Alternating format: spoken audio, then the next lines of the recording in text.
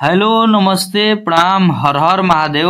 हम आप सबके भाई बनी दीपक दीपांशु। तो आप सभी के स्वागत बाटे हमारे यूट्यूब चैनल में दीपक दीपांशु राइटर में। तो रउआ लोग कैसन बानी? हमरा आशा ना पूर्ण विश्वास बा कि आप लोग एकदम ठीक हो, हम एकदम ठीक रही, मस्त रही, स्वस्थ रही जाए।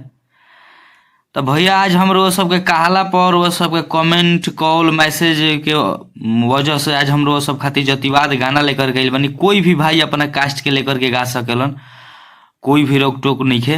जे भी भाई के पसंद आई अपना जात लगा करके अपना कास्ट के नाम रख करके गाना गा सकतारन। भैया इस चीज़ के बुरा मत मानब जा, काहे कि ढेर भाई लोग के व्हाट्सअप पर मैसेज, एक दूगो भाई में कमेंट भी सब गाना में करत रहन लोग। एक बाद में कुछ भाई लोग के कॉल भी रहे कि भैया कुछ जतिवाद गाना लेकर के आई, नया चीज़ लेकर के आई। तो हे आज हम रोज सब खातिर ले करके आइल बानी, जतिवाद गाना बा। तो रोज सबसे बताइए देनी कि कोई भी भाई अपना पर लेकर के बुरा ना मनीहन कि हे जात के हो जात के। सब भाई लोग खातिर गाना बाटे, सब भाई लोग अपन कास्ट के नाम रह करके गा सकेले। हमरा आशा ना पूरा विश्वास बा कि रोज सबके मैटर बहुत ही बेहद पसंद है। लेकिन थोड़ा अजीब सा भैया लागता कि आप लोग को भी लगे कि जतिवादी गाना लिखता। लेकिन रोज सब हमारे बड़ भाई बनी जा, बड़ भैया बनी जा, समझदार बन जा, आप लोग खुद समझम जा, ठीक ना। इस चीज़ के हम भैया जतिवाद अपना से नहीं लिख ले, बस कमेंट के आधार पर लिख ले बानी। और कोई भी भाई खाती ये नहीं है कि मैंने एक कास्ट के लेकर के, कोई भी कास्ट के भाई लोग जे भी बाणे अपन कास्ट के नाम रख करके अपन गाना ही गा सकतारन, जेकरा भी पसंद है। तो चलिए अभी तक ले जे भी भाई हमारे चैनल के सब्सक्राइब नहीं के लिए प्लीज़ आप लोग सब्सक्राइब करके बेल आइकन प्रेस कर ली, ताकि जो भी वीडियो लेकर के आई नोटिफिकेशन आप सबके पास पहुंचे, ताकि आप सब उस वीडियो को देख सके नहीं जा। और वीडियो अच्छा लगे तो वीडियो को आप लोग दबा के लाइक शेयर कमेंट आप लोग जरूर करब। अपन भाई के सपोर्ट, अपन भाई के प्यार दुलार खातिर अपन लाइक और कमेंट आप लोग जरूर करब जा। और जे भी भाई हमनी के भोजपुरी से जुड़ल हुए, जे भी भाई भोजपुरी के मानत जानत हुई, वो भाई के पास भी आप लोग के ही शेयर करे के बा। तो चलिए जे भी भाई हमसे पर्सनल गाना लेवे के हो कि भाई कॉल व्हाट्सएप के जरिए संपर्क करके अपन गाना लिखवा सकतारन। जैसन भी भैया के गाना की जरूरत पड़ी, भाई लोग के जैसन भी मन चाहत हुई, भाई लोग अपन गाना लिखवा सकतारन। तो चली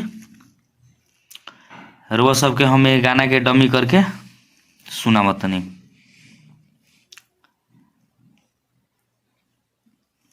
लड़की के लाइन बा कि नाइन एम देखाव तार पीतर हो, कानून धके टेल दी भीतर हो। कि नाइन एम देखाव तार पीतर हो, कानून धके टेल दी भीतर हो। तो लड़का के लाइन बा अरे कि राखी ले जिगर टिगर दबे के थाना के भीतर या बहरी रे। आपा सामान के चोट पर रिपोर्ट ना लिखाई, कोट होखे चाहे कचहरी रे। अहिरान के चोट पर रिपोर्ट ना लिखाला, कोट होखे चाहे कचहरी रे। अरे अहिर के मारला पर रिपोर्ट ना लिखाला, कोट होखे चाहे कचहरी रे। आप लोग इस चीज़ के भैया बुरा मत मानब जा, ये हमनी के मुखड़ा रहा। आप लोग के प्लीज द्वेष नहीं रखे के, अपने मन पर दिल पर नहीं लेवे के कि जतिवाद गाना लिखे लेबा। कोई भी भाई अपन गाना ही गा सकता, बस एक जगह है जगह अपन जात के नाम रख देवे के बा, और में कहीं कुछ भी नहीं है। ये भाई लोग अपन जे भी भाई के पसंद आई गाना गा सकतारन, और जे भी भाई कमेंट कैले रहन लोग वहाँ लोग खातिर भी बा। तो चलिए ये हमनी के मुखड़ा रहा। आप लोग अपने भाई के सपोर्ट करिए, इस चैनल के लाइक सब्सक्राइब शेयर कमेंट आप लोग जरूर करिए। और जे भी भाई के हमसे म्यूजिक और गाना लिखवाए होके भाई कॉल व्हाट्सएप के जरिए संपर्क कर सकता हम लोग। चलिए नेक्स्ट सॉन्ग के लिए टाटा बाय बाय। जय हिंद, जय भारत, जय भोजपुरिया समाज, जय माँ सरस्वती।